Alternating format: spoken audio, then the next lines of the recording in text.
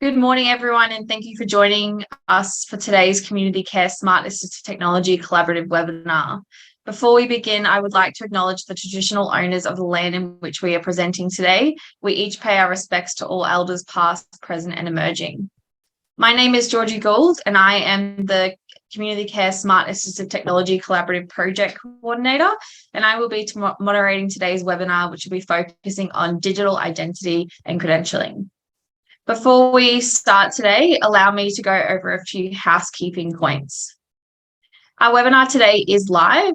We welcome any questions you may have throughout the webinar today, but I will let you know that all microphones have been muted. This is in the interest of recording. If you have any questions or comments, please add them to the question panel on the dashboard on the right of your screen. Our webinar today is hosted by Global Community Resourcing for our online platform, the Community Care Smart Assistive Technology Collaborative. The purpose of the collaborative is to promote the use of smart assistive technology and service provision and delivery throughout Australia and the world. At Global Community Resourcing, we have been fortunate to work on a wide range of local, national, and international projects with researchers from across the globe to share and create innovative ideas in community care setting. Our webinars are created based on feedback and requests that we receive through the collaborative, and we aim to connect diverse perspectives in research and deployment, as well as the creation and development of assistive technology in the community care sector.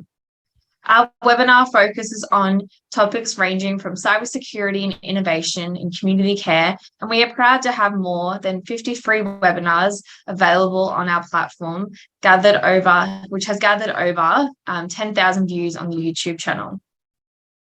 Just a reminder that if you haven't formally registered at the collaborative site, it is accessible to all and free to register. A range of resources, news articles, and collaborative opportunities are regularly uploaded to the platform, and you can visit satcommunity.com to become a member. Please note that Global Community Resourcing is not promoting or endorsing any particular product, research, identity, or organisation. The purpose of our webinar is to serve and to inform viewers of various smart assistive technology currently in deployment and/or development. In today's webinar, our guest, Steve Wilson, will explore digital identity and digital credentials. Welcome, Steve, to the Community Care Smart Assistive Technology Collaborative. Steve is an independent research advisor and analyst with over 27 years experience in digital identity and protection. Welcome, Steve, and please take over. Many thanks, Georgie. Hi, everybody. Thanks for having me. It's exciting to be talking to you about this hot topic hot topic in IT and a hot topic, I think, in e-health and everything that, as I understand it, the Community Collaborative is working on. Give me 1 second. I'm not going to walk and chew gum. I'm going to try and change to share screen and not mess this up. I know that we have a wide range of stakeholders and a wide range of professions that are part of this community of interest. I expect that some of you are working broadly in policy and management and planning. I believe that some of you are working in, let's say, development, either as architects or business analysts or maybe as developers. I'm hoping to give you a primer, if you like, on what's happening with digital identity and digital credentials, sufficient to help you make better decisions going forward. I'm not here to talk about any particular solution. A lot of this is in flux. A lot of this is in more flux than you might know. And it's an important message, I think, to give you a feeling for the level of standardization that we've got and the level of unknown that we're still dealing with, because identity is a very slow-moving part of cybersecurity as a profession. There's a lot going on. If you are reading some of the tech journals or even some of the business journals, the Financial Review was reporting on this about 9 months ago, then you're going to keep bumping into the topic of digital identity and digital credentials. If, like me, you've been working in e-health, health technology for a long time, then some of these problems and challenges go back at least 20 years, 25 years. Patient identification, physician and care provider authentication. We in Australia have had systems from Medicare Australia for many years, smart cards, public key infrastructure, PKI, certificates. We've had this stuff for a long time. It's in flux, and we're now trying to make this a bit more orderly. So look, there may be some assumed knowledge in the group. Happy to take questions as we go. Perhaps Georgie can look at questions in the chat, because I'm not going to be able to multiplex. I'm going to focus on this fairly informal slideshow. We may be able to take questions as we go, but I don't know how to coordinate that. Certainly take notes, and there is room at the end of this slideshow for questions. I hope to run this for about 20 minutes or so. Now, thanks, Steve. I can coordinate questions in the background and we can do a Q&A. Thank you. Fantastic. Thanks, Georgie. The old saying is, it's not what you know, but who you know. And one of the key messages I want to give you is that identity is paradoxically, these days, actually not about identity. We have a trend in this field these days to be much more precise about what it is that you need to know about people. And so you will find, I think, certainly if you've been in this field for a little while, you may find the shift from a preoccupation with personal identity, who are you, to much more precise questions about people's credentials and their entitlements and their participation.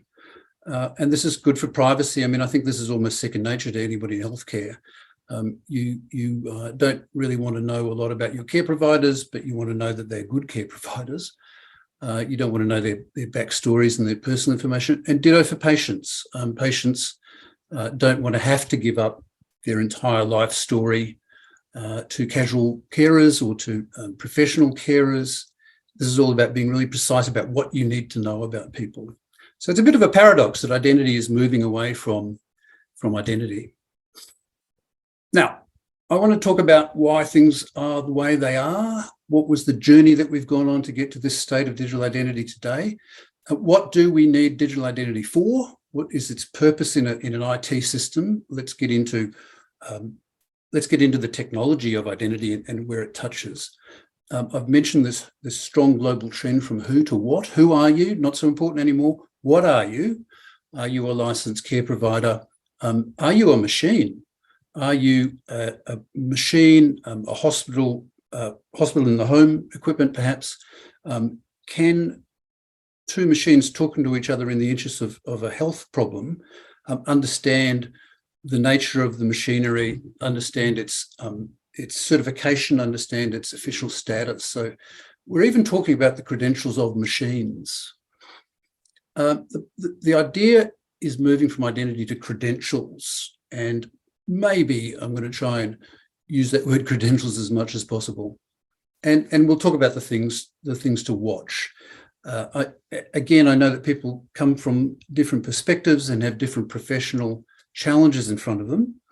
I want to give you some data and some insights about what's happening, especially in Australia, so that you can start to be better prepared to ask the right questions and to not take things for granted. Ask the right questions. So a timeline, I think, is instructive. Things move fast in IT, but they move paradoxically slowly in digital identity. World Wide Web, late 1980s, the internet dog, the famous cartoon from New Yorker magazine about nobody knows that you're a dog. That has become a cliche that we live and breathe still today. I don't know about you, but every other conference presentation I go to opens with the internet dog. My purpose in recounting this is to say that trust and identity and those vague issues are still with us in the digital space. They still dominate thinking, and we are beginning to get more precise about what trust and identity means online.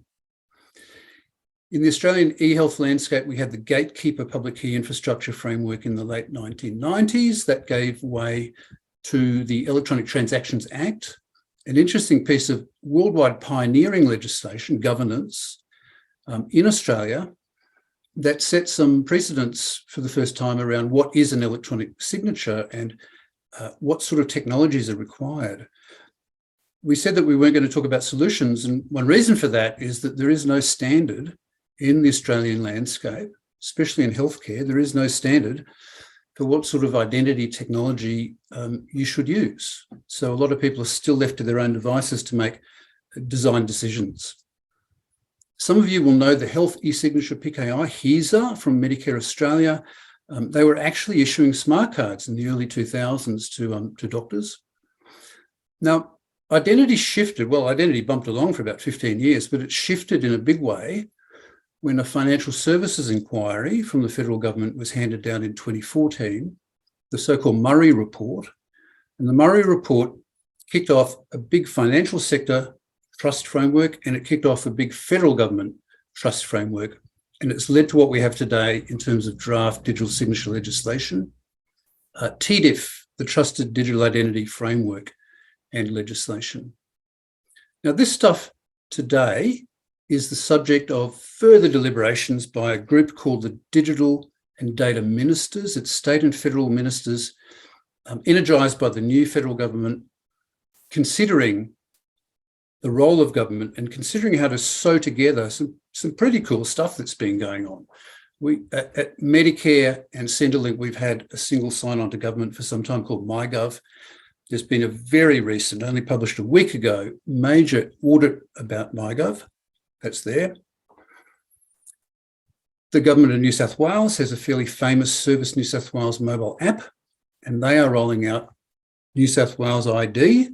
And the air quotes are very careful because you have to wonder what a state-based ID means in a federal system. Some of the other states are catching up. So this is why the digital and data ministers are together, trying to work out how to federate all of these really individually really worthwhile efforts. Now, in the e-health space or health in general, we've had Health Connect. I was at the launch of Health Connect in the year 2000 in South Australia. We've had e-claims, fairly good, robust technology for pharmacy. NETA, I think it's now called ADHA, the Australian Digital Health Agency. We've got state electronic health records. We've got MyHR federally. So e-health is a thing, and it's going along in spits and spurts.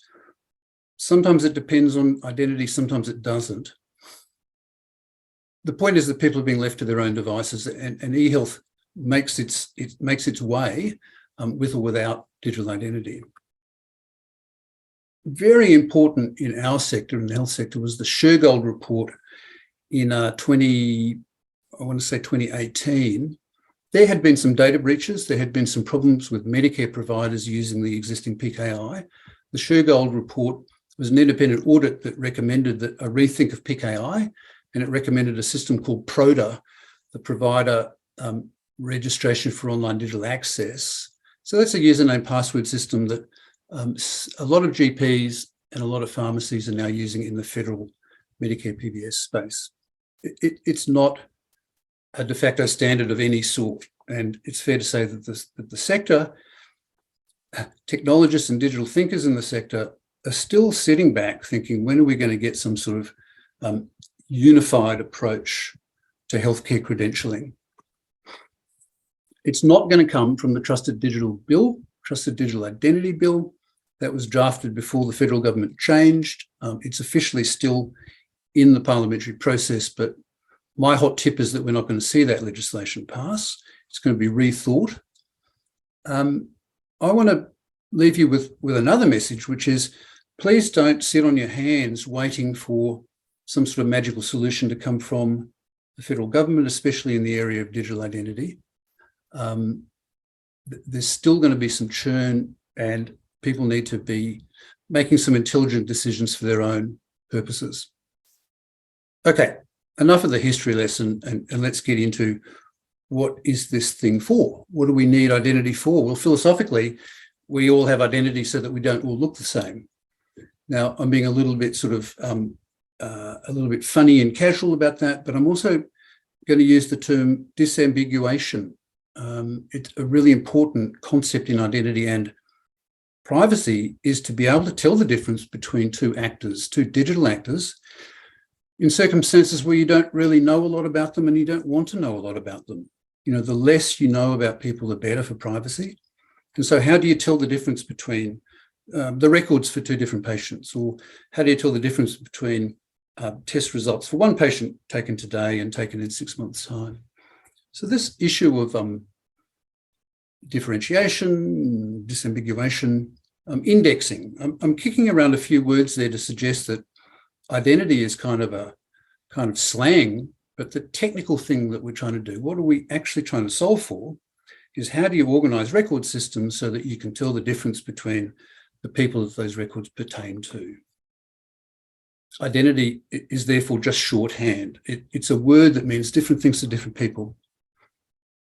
Digital identity is a strange conversion of the analogue to the digital. Digital identity is for data about people so that you can deal with data. In a sense, we've had digital identities for 50, 60, 70 years, ever since there were Medicare numbers or tax numbers or passport numbers. These are just numbers for dealing with people. It's organised data. The funny thing about digital today is that it is overloaded with a whole lot of ambitious visions for what cyberspace might look like. And of course, we've got the metaverse. I'm not going to say anything more about the metaverse than to say that it's there. Some people think that we will be living in a metaverse, like our digital avatars will somehow become real. And in healthcare, at some level, that's already a thing. There is apomediation, digital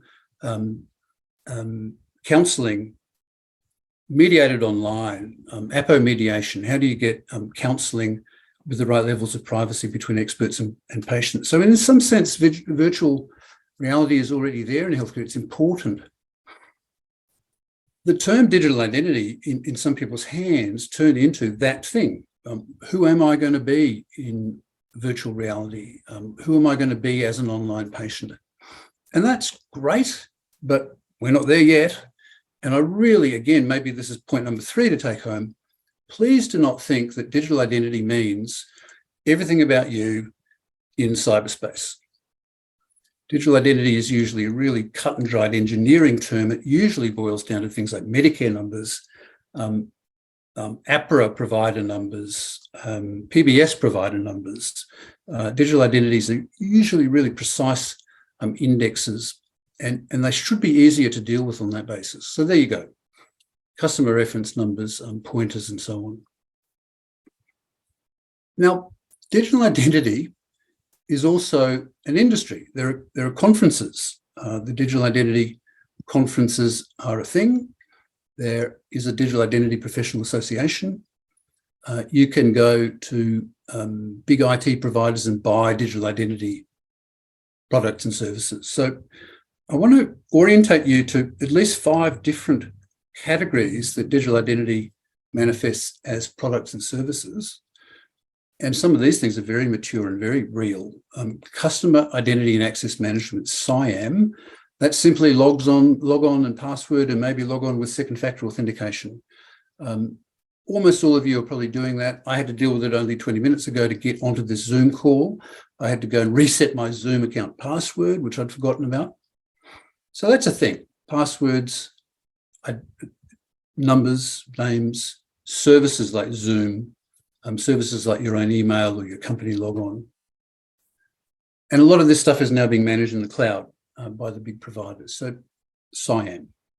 Now, another aspect of this is identity proofing, and this is becoming more and more a thing, more and more a personal experience when you find yourself registering for a new important service like a bank account.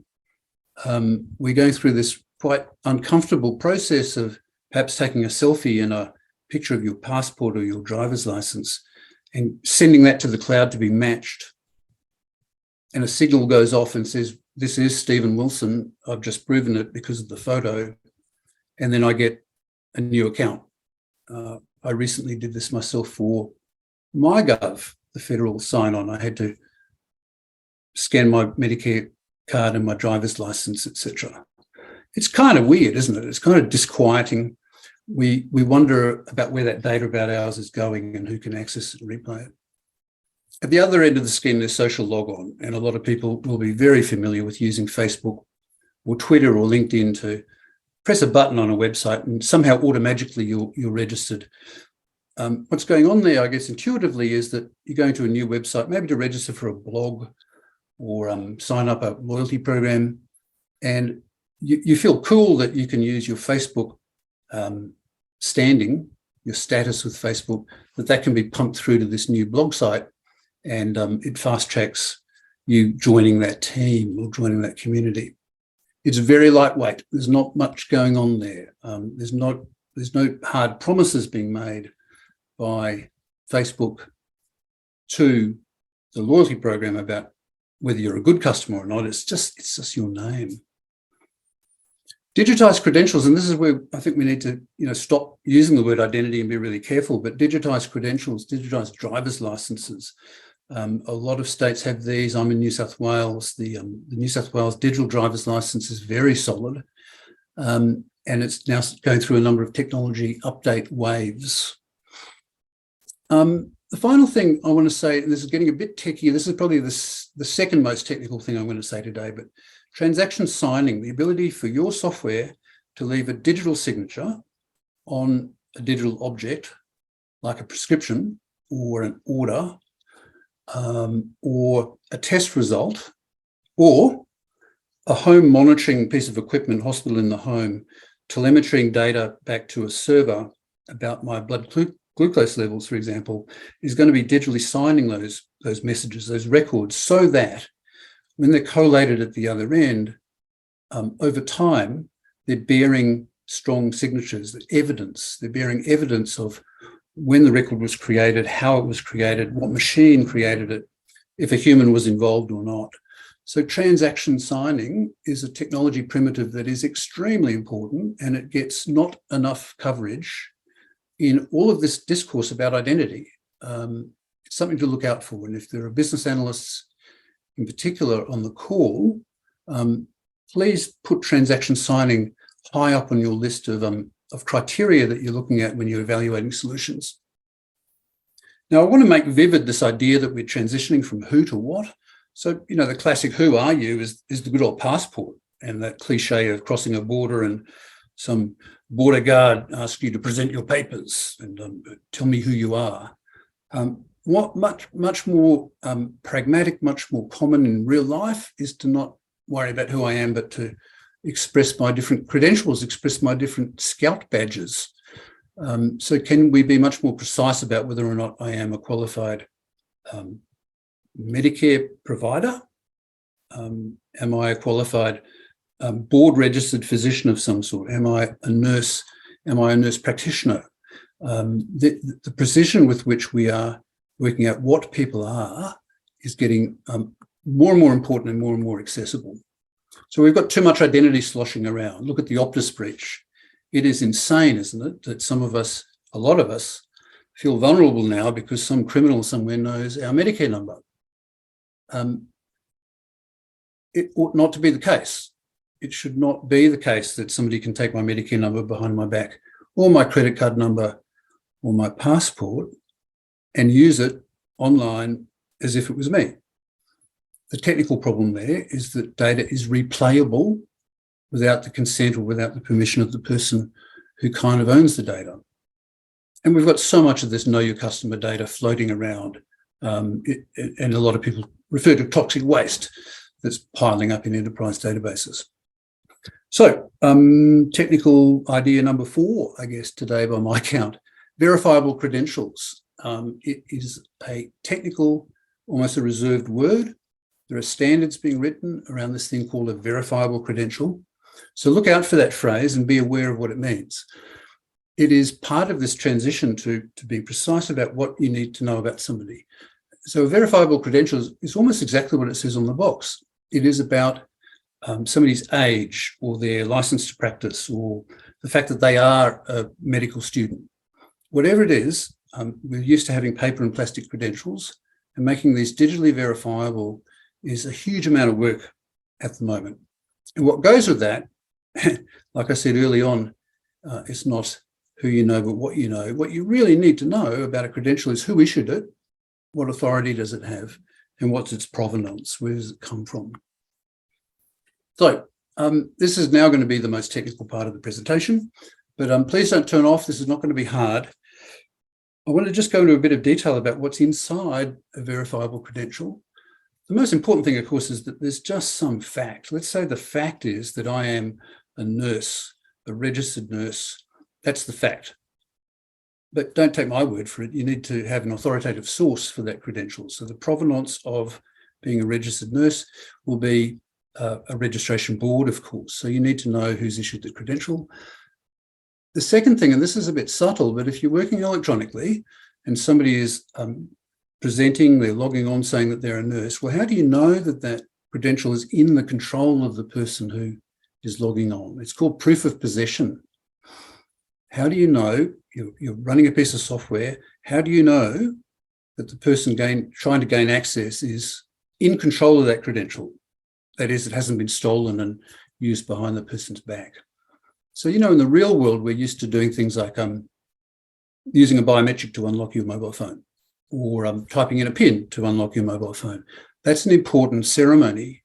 When you do PayWave, for example, these days, still using that good sort of COVID dividend of being able to PayWave a lot, up to $100 or $200, the banking system says, well, if the codes look right on the terminal, then we're going to assume that that's the right person, even if you might have lost your card. That's why over a certain limit, the system is going to ask you to put in your PIN or use a biometric, because they want to know that the credential, the card, the payment card, is in the right hands. They want to prove possession of the card.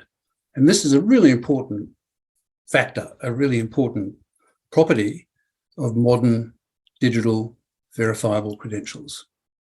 The source gives you the provenance of the credential, and there's cryptographic magic that lets you be sure that the credential is in the right hands. So, a verifiable credential is a bit of pseudocode. It is the subject, the person, the fact about the person, are you a nurse? Some metadata, like when was the credential created and issued? Has the credential got an expiry date? That sort of thing. So metadata. And that package of data is digitally signed by the source of the data. That's the provenance. The point of this is so that the person carrying the credential can do things like log on and access resources, but also so that they can sign transactions. So I remind you that this idea of transaction signing is super important, especially in healthcare and healthcare technology. How do you leave your mark? How do you authorize, imprint, whatever the metaphor is that you like? How do you stamp an electronic record with the fact that it was you, the medical person that produced that report? And this buzzword verifiable, what that really means is that it's machine readable. These things are becoming more and more digital and more processed by machines.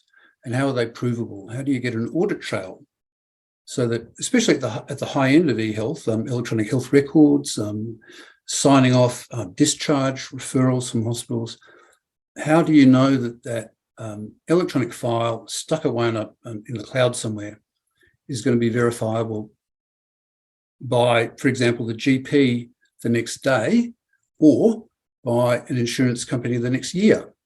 How do you know that there's some proof of who did what to whom and when is machine readable and provable out into the future? Now, verifiable credentials, for the geeks in the audience, you may have heard of W3C, the World Wide Web Consortium standards process. Verifiable credentials have got a lot of legitimacy and a lot of officialdom now through the standardization process at W3C. But this is not new. The original verifiable credentials go all the way back to SIM cards and chip and PIN cards. The chip and PIN card that we've had in Australia for, Lord knows, 20 years or so, is a verifiable credential. There is cryptographic magic in the chip. When you put the chip into a terminal, that stamps your credit card payment electronically with your credit card details and sends them off. And it's why a chip card is much more secure than a magnetic stripe card. And it's why we've moved very strongly away from mag stripe cards to chip. The only thing I can think of that's still got a mag stripe card in my wallet is a library card and my Medicare card. Leave that thought with you. Decentralisation is also a buzzword, and we're coming now towards the end of my session, but I want to make some comments about decentralisation because it sort of captures the mood the zeitgeist of a lot of technology and a lot of technology governance and thinking, I want to say that this is largely political. Not party political, of course. This is not a left-wing, right-wing thing, but it is about power. It is about widespread anxiety about how much power governments have and how much power big corporations have. And let's think about how much power Google might have about our health records. If you're using Gmail, not to pick on Google, but if you're using any cloud service to be moving medical information around, there is a legitimate unease about the centralisation of that sort of sensitive data. So the decentralisation movement is this, it's almost like a protest movement that has been gaining momentum in tech for 10 years or so, and got an enormous kick along 5 years ago by blockchain, because blockchain allows you to do certain things with electronic money that are very difficult to do without banks. But if you can decentralize on a blockchain, then by magic, you can have some really serious finance transactions without banks in the way. Finance is different from health, and I have yet to see, there's a lot of noise around blockchain and health, but I have yet to see any serious inroads. And it's because decentralization in healthcare is not as easy a proposition as it is anywhere else. If anybody on the call is interested in digging into that particular issue in detail, I've got a detailed academic paper about the pros and cons of blockchain in healthcare. But that's not the topic today. I mention it only because decentralization is an unusual animal, and you need to think very critically about it. There is something in my space, in identity, called the decentralized identifier. And this is, it's called DID. It has a great deal of popularity and a great deal of legitimacy. And in fact, I know politicians that are saying, well, of course, we're going to use DIDs for our electronic driver's license. The news is you're not. This technology is not as mature as it looks, and it doesn't need to be as mature as it looks. So I want to emphasize that DIDs come out of an environment that was about decentralization. The proposition was you can roll your own unique identifier and bring your unique identifier to work, and we will use that to deal with you from now on. Look, even if that was true, then what? My roll your own identifier is only the start of any sort of digital relationship. What really matters is those credentials again. Can you just bring your own credit card? Like, it's not a question that you'd even ask. Can you bring your own credit card to a store? No, you can bring your Visa, your MasterCard. Sometimes you can bring an Amex. The choice of credit cards is made by the store and their bank based on what sort of business they're running. And you know what? This is an unpopular view, but identity is the same. Most digital identities, the purpose, as I said before, is to help a record keeper maintain data about people. And the mechanics of that data management process inevitably means that the database administrator administers the data, including issuing identifiers. So some people still find that difficult, and some people would have even fallen asleep as I talk about this topic because it's so theoretical and so irrelevant. I want to leave you with that idea of what's energizing the decentralization movement and give you those critical thinking tools so that you can think about whether or not that political urge to re-centralize power is even meaningful in what you do, largely around healthcare, largely around managing patient information, managing medical device information, managing clinical trials, for example. I mean, how on earth would it make sense for anybody to decentralize clinical trial management? You can picture easily how many things are just going to be. The other one, of course, is COVID certification. I did some work with the World Health Organization 2 years ago, and they repelled the idea of decentralization of COVID certificates. They repelled the idea. They said this is not how public health works. Public health authorities have ways of certifying nurses. They're giving jabs to patients. There's record keeping there. please go away with your fancy new identities. We know what we're doing in managing COVID certificates. Now, to give this a bit of an architectural or a bit of a design basis, I want to remind people that all of this talk about credentials and verifiable credentials and digital credentials is great, and it's very important. But all of these systems are closed. The successful credentialing system is closed in that a credential has a meaning.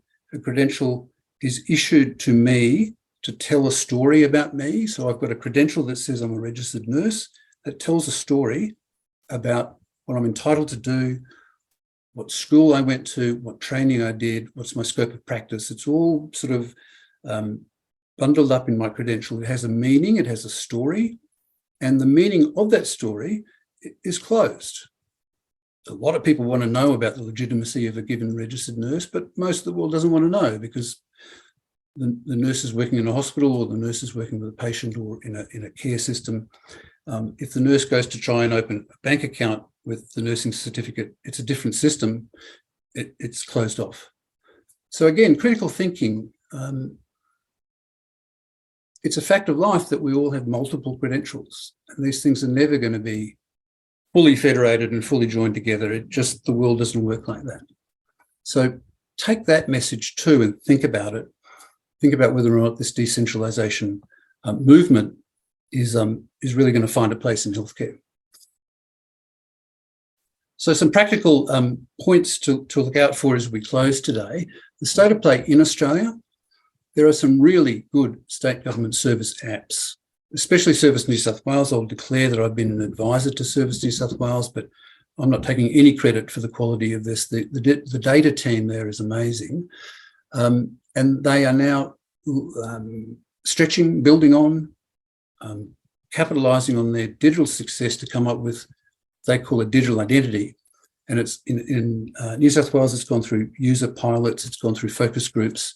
It's now being prototyped for proof of age for online liquor purchase. It's very strong, and it's inspiring a lot of work at that digital and data minister level to try and reuse those New South Wales lessons nationally. The really big game here, the really big play is to digitise licences. Now, Queensland started this with an actual smart card over 20 years ago. There's all sorts of different form factors to bring digital licences to life. Most of it now, of course, is in the good old mobile phone. So that's a thing. Digital licenses, very serious. It's a high stakes game. Now, that is going to be extended to all sorts of qualifications, trade licenses, but also medical qualifications. And I think it should go out to patients as well. I think one of the most important patient credentials is your Medicare number. When Medicare claims are made, so maybe this is technical idea number 5 to walk away with, a lot of provider fraud is a result of the ability of a bad provider to forge a Medicare claim. And they can do that because all you need to do to make a Medicare claim is type in a Medicare number. And if you're really clever, it doesn't even have to be a live patient. You can type in some cases, the Medicare number of a dead patient and make the claim and walk away with the money. An important idea is to leverage a digital credential of the patient, give them a digital Medicare credential, and re-engineer the system so that Medicare claims are made with the participation of the patient.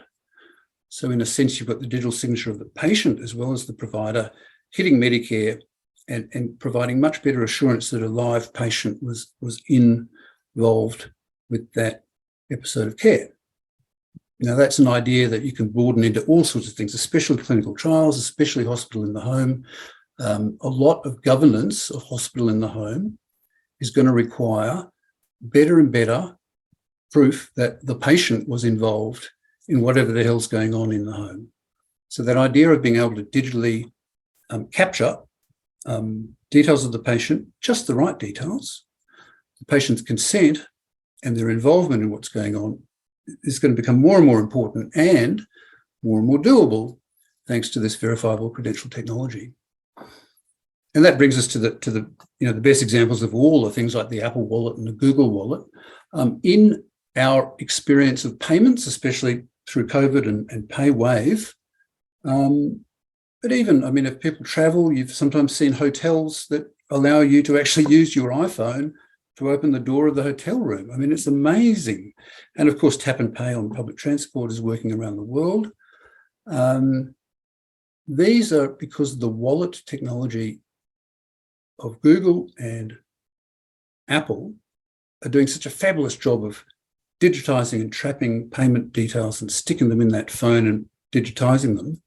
We are so close to being able to do this for anything, for Medicare numbers, for driver's licenses, etc.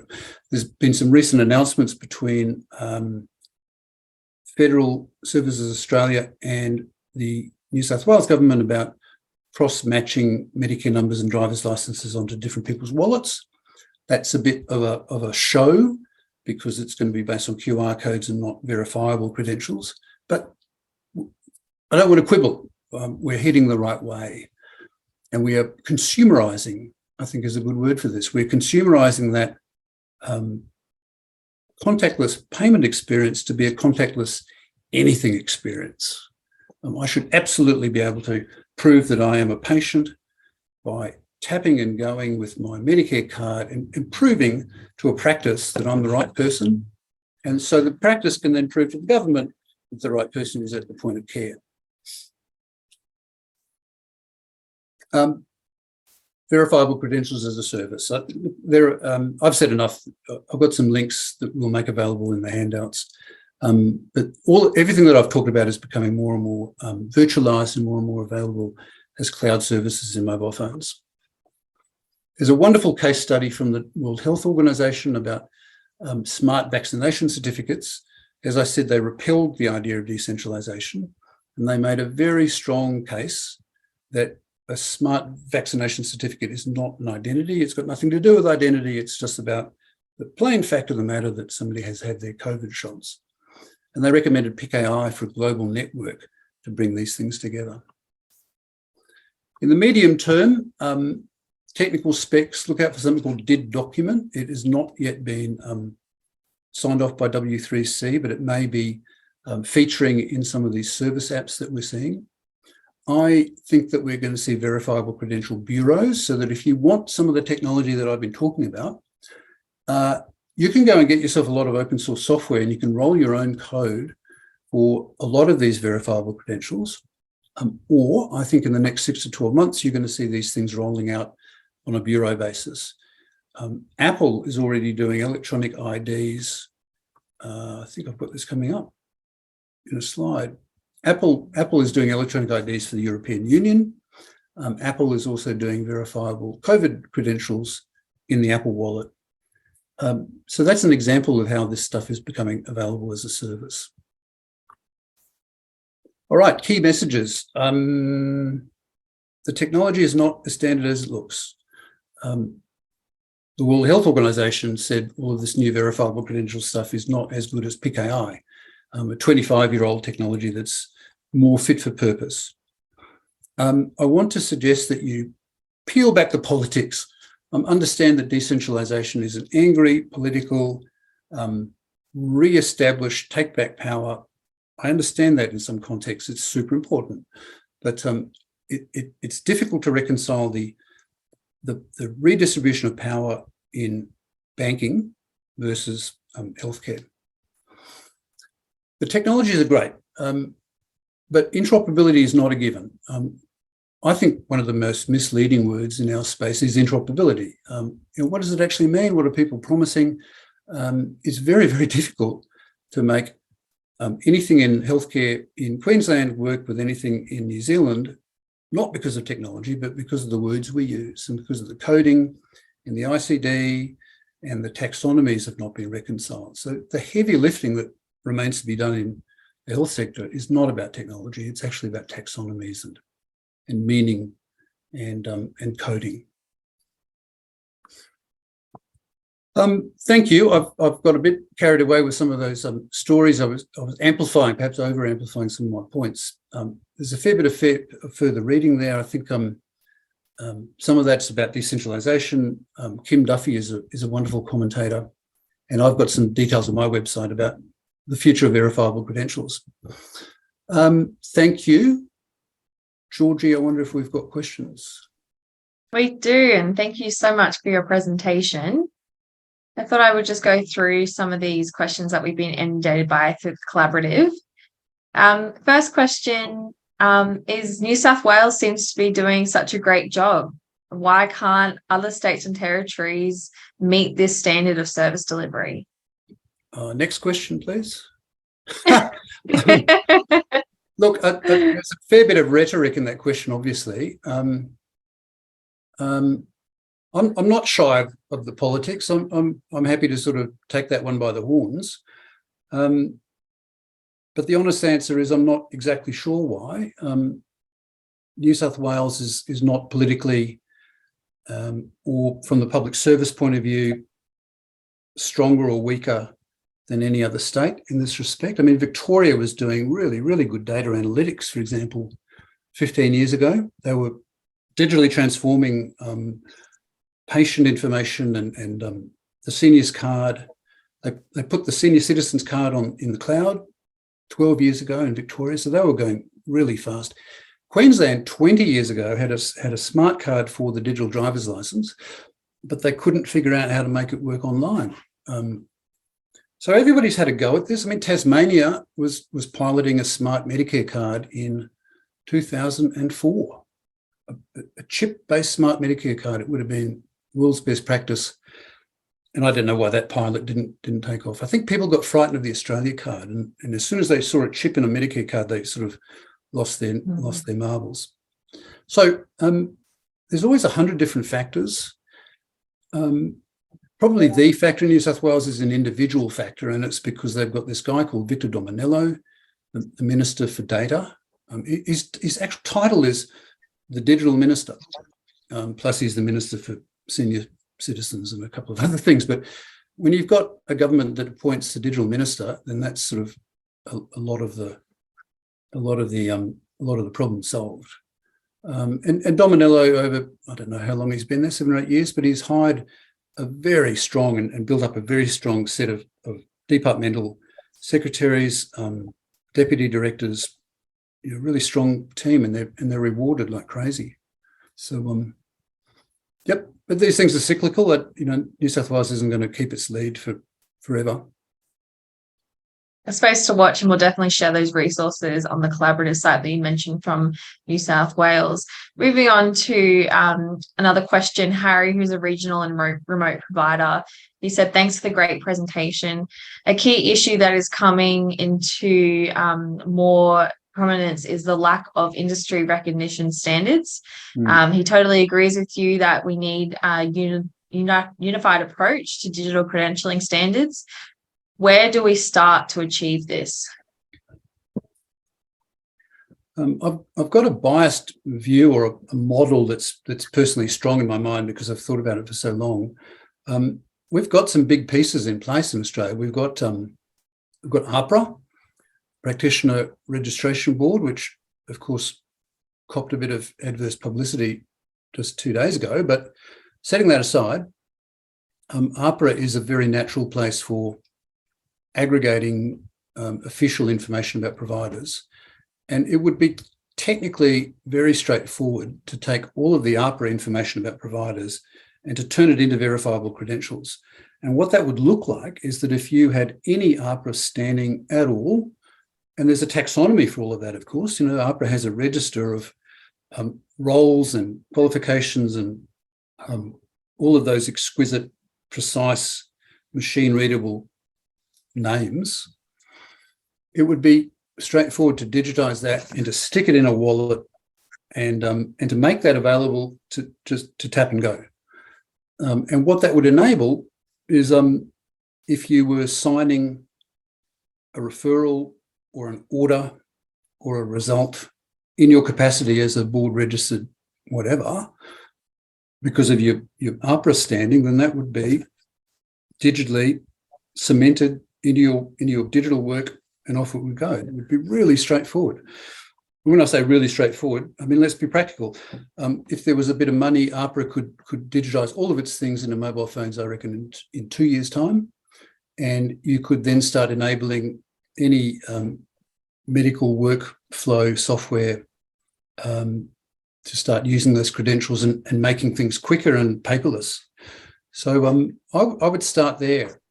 It's what NETA should have done 12 or 15 years ago. They should have taken the existing taxonomies, the existing registries, and just digitised them using this PKI technology and mobile phones to make it verifiable. I hope you get now what I mean by verifiable.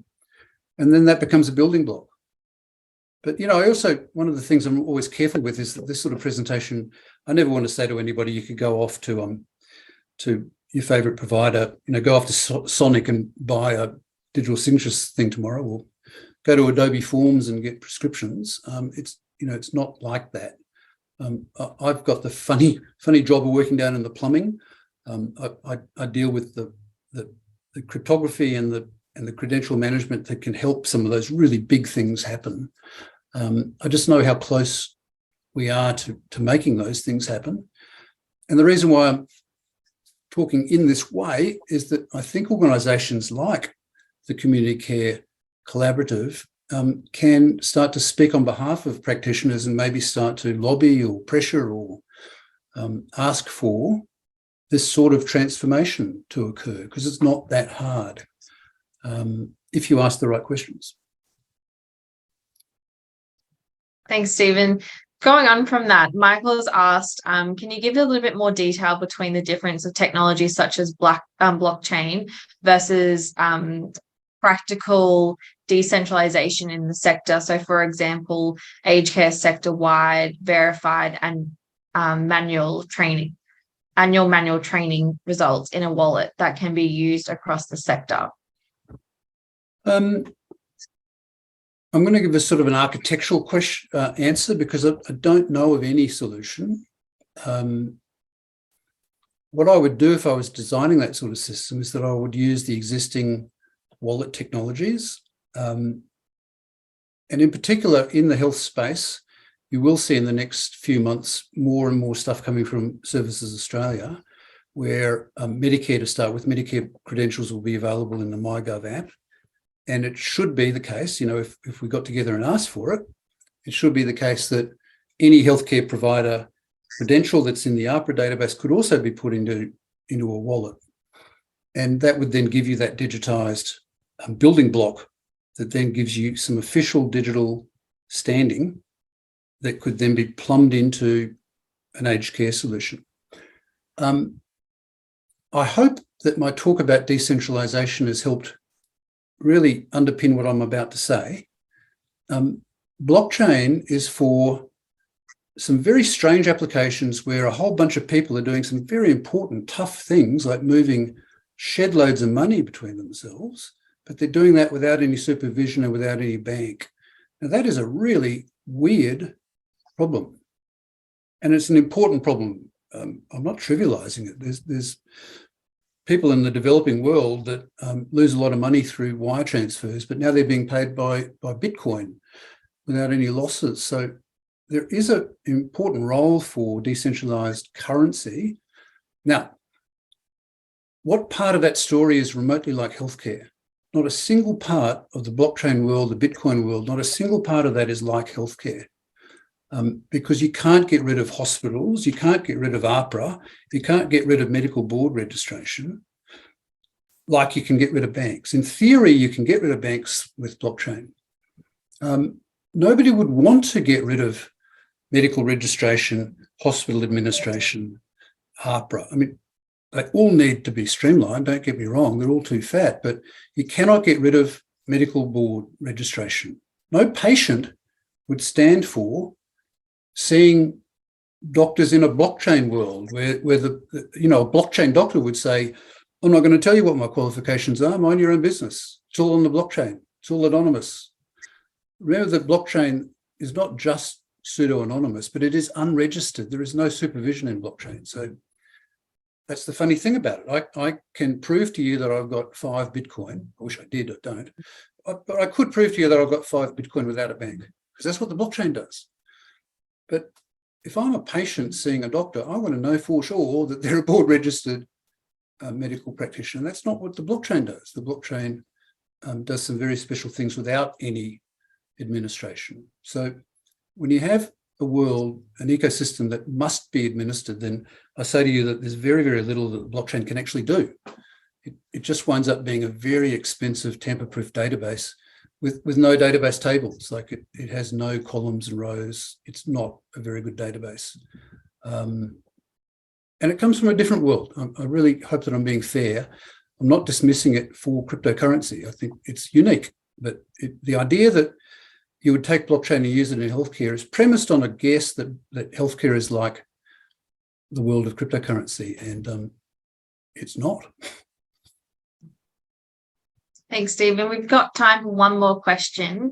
The digital literacy levels of the workforce varies, but this space is very important. How do we improve the understanding of this topic and make it common practice? Yeah, great question, because there is so much flux, and I'm out there on the leading edge of this. I'm very much aware that my thinking is some way ahead of what you're reading in the newspapers, and certainly what's coming out in things like digital ID. The information and the words being used by the federal government actually worry me a little bit. The language has been around your digital identity and the digital identity. There isn't actually any such thing. You know, we've got a MyGov that works pretty well for Centrelink and tax. We've got other digital identities. The language is implying that there will be a digital identity coming up. And, you know, I predict that later this year, we're going to see a lot of Australia card anxiety all over again. And it's such a waste of time. I mean, I wish that we had a more contemporary way of looking at this. And the way to be contemporary is to think about credentials. So the awareness and the way that we should be talking about this is not about identity. It's about digital credentials. So think about the richness of the credentials that you use, or you either use yourself as professionals or end users in your worlds use. So they may be patients or professionals. Just think for a moment about the richness of the facts and figures that they use every day. If they're in a clinical trial, then they're going to have clinical trial identifiers. If they are a patient that's been discharged with equipment at home, then they've got some sort of forms that they've signed with the hospital. They've got a piece of kit. If they're a pacemaker patient, then they've got a telemetry monitoring system that belongs to Medtronic and they've signed for it. So they're a Medtronic customer. The doctor who prescribed the pacemaker or implanted it is blah, blah, blah. You know this better than I do. Everybody's got a whole bunch of credentials and IDs and numbers. And it's not hard. What would be hard is to get rid of all of that stuff and do something different. So, imagine re-engineering every record form that you've got. It won't be done. So we are, let's say, stuck with this plethora of identifiers, but technology makes it really easy. If we were moving towards taking all of those facts and figures about people, putting them into a mobile phone, this stuff is machine readable. You could wave your phone at a medical device. Like, this would be a pretty cool thing to work on. If your telemetry monitoring system at home needed to know about the patient, and the patient could have all of their facts and figures in their phone, you could tap the phone on the device, automatically transfer the patient's whatever matters, private health insurance details, Medicare details, clinical trial details, whatever matters. The machinery, the software will work it out. So the ability to automate this is very, very close. I'm suggesting that we think about all of those identifiers and relationships that are just part of the furniture in healthcare and automate them, digitize them securely with this verifiable credential technology, and then automate it. And we would get dramatic user experience improvements, and we would get dramatic reductions in paperwork. because you'd have really reliable automatic electronic form collection. Great. Well, thank you so much for your presentation today, and thank you for answering the questions of the Community Care Smart Assistive Technology Collaborative. It was great to have you on board today. We will be posting today's webinar on this Community Care Smart Assistive Technology Collaborative. So if you haven't already done so, please go online and register. You will be able to gain access to hundreds of resources, exclusive events and forums on assistive technology and innovation in community care.